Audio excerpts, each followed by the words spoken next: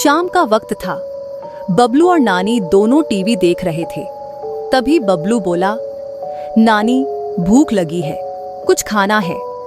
नानी ने पूछा, क्या खाओगे? तभी बबलू बोला कि पिज़्ज़ा ऑर्डर करते हैं। नानी ने कहा, ठीक है। नानी ने डोमिनोज में कॉल लगाया और एक लार्ज पनीर पिज़्ज़ा ऑर्डर किया। करीब 20 मिनट बाद पिज़्ज़ा डिलीवरी बॉय नानी के बताए हुए एड्रेस पर पहुंचा और डोरबेल बजाई। बबलू भागा भागा आया, दरवाजा खोला और पिज़्ज़ा ले लिया। नानी ने उसे पैसे दिए और डिलीवरी बॉय चला गया। दोनों सोफा पर बैठे और आराम से पिज़्ज़ा खाने लगे। खाते खाते नानी ने कहा, पिज़्ज़ा डिलीवरी वाली हॉरर स्टोरी सुनोगे? बबलू एक्साइटेड था कहानी सुनने के लिए। उसने कहा, हाँ नानी, प्लीज सुनाओ। नानी ने कहानी सुनाना शुरू किया। ये कहानी एक पिज़्ज़ा डिलीवरी बॉय रोहित की है, जो एक छोटे से शहर में लोकल पिज़्ज़ा आउटलेट में काम करता था। वो रोज रात 10 बजे तक काम करता था, पर आज उसे एक ऑर्डर डिलीवरी करते करते 11 बज गए थे और वो बस घर के लिए निकलने ही वाला था। तभी फोन की घंटी बजती है। उसका मन नहीं है फोन उठाने का, पर अंदर से बॉस कहता है, फोन उठाओ रोहित। आउटलेट में उसके अलावा कोई और नहीं है ऑर्डर अटेंड करने के लिए, तो उसे अनमने मन से फोन उठाना पड़ा।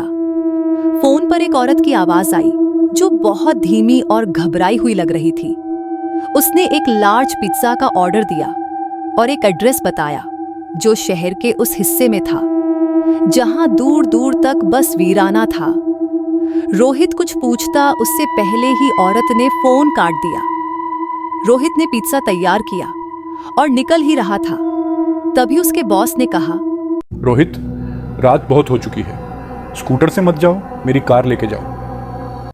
कार से जाने के लिए रोहित थोड़ा रिलैक्स हो गया। एड्रेस की तरफ जाने का रास्ता लंबा और डरावना था। सड़कें घुमावदार थीं, घने जंगलों से घिरी हुई। रोहित को मीलों तक कोई और गाड़ी नहीं दिखी। अचानक उसे सड़क किनारे कुछ दिखा, या शायद कोई दिखा। एक छोटी लड़की चल रही थी, बिल्कुल स्थिर, अंधेरे में। इतनी देर रात एक बच्ची को अकेले देख रोहित ने गाड़ी रोक दी और उससे पूछा कि क्या उसे मदद की जरूरत है, लेकिन उसने कोई जवाब नहीं दिया। उसकी आंखें अजीब सी, बिना पलक झपकाए रोहित को देख रही थी। एक लंबी असहज चुप्पी के बाद रोहित ने गाड़ी आगे बढ़ा दी।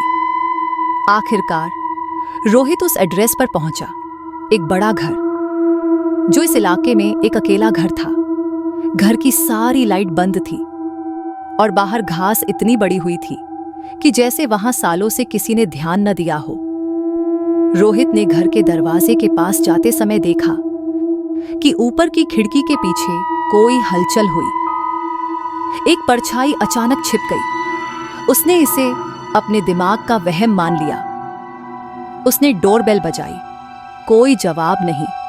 उसने फिर से बेल बजाई और इस बार दरवाजा धीरे से खुद ब खुद खुल गया। ठंडी हवा का एक झोंका उसे छू गया। रोहित ने धीरे से अंदर कदम रखा। Hello, pizza delivery. घर के अंदर अंधेरा और बदबू थी। पुरानी फर्नीचर धूल से ढकी हुई थी और मकड़ी के जाले लटके हुए थे। रोहित ने अंदर कदम बढ़ाए। उसने फिर से आवाज दी, लेकिन सिवाय हवा में तैरते धीमे फुसफुसाहटों के कोई जवाब नहीं आया।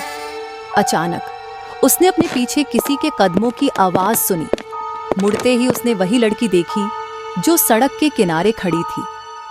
वो अब सीढ़ियों पर खड़ी थी, उसी ठंडी निगाह से उसे घूरती हुई। तुम्हारे मॉम डैड कहाँ हैं? उसने घबराते हुए पूछा। लड़की ने कोई जवाब नहीं दिया, बस धीरे धीरे सीढ़ियों की तरफ चलने लगी। उसकी कदमों की आवाज रोहित के दिल की धड़कन को बढ़ाने लगी। डरते हुए रोहित उसके पीछे पीछे चलने लगा। वो लड़की अचानक एक कमरे में चली गई, जो हॉल के आखिर में था। रोहित जब वहां पहुंचा, कमरे के अंदर का दृश्य डरावना था। कमरे में एक पुरानी झूलती कुर्सी के सिवाय कुछ नहीं था और वो कुर्सी धीरे धीरे हिल रही थी, जैसे कोई अभी अभी वहां बैठा हो। तभी एक तेज और दर्द भरी चीख गूंजी। एक औरत की चीख। रोहित के रोंगटे खड़े हो गए। उसने तुरंत मुड़कर देखा।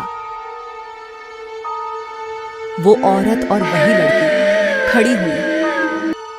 डर के मारे रोहित भागता हुआ घर से बाहर निकला और अपनी गाड़ी की तरफ दौड़ा। उसने कार स्टार्ट की और सड़क पर तेजी से गाड़ी भगाई। रियर व्यू मिरर में देखते ही रोहित का दिल दहल गया। वही औरत और लड़की उसकी कार की पिछली सीट पर बैठी थी। रोहित ने चीखते हुए कार मोड़ दी और पेड़ से टकरा गया। सब कुछ अंधेरा सा हो गया। जब उसकी आंखें खुली, पुलिस मौके पर मौजूद थी। उसने उन्हें सब कुछ बताया, लेकिन पुलिस वाले ने गंभीरता से कहा, वो घर कई सालों से खाली पड़ा है, वहां कोई नहीं रहता। वहां आग में एक औरत और उसकी बेटी की मौत हो गई थी। रोहित को अपनी बात पर यकीन नहीं हो रहा था। उसने फिर से पीछे की सीट पर देखा। वहां कोई नहीं था, लेकिन पीछे की खिड़की पर एक धुंधली सी लिखावट में लिखा था,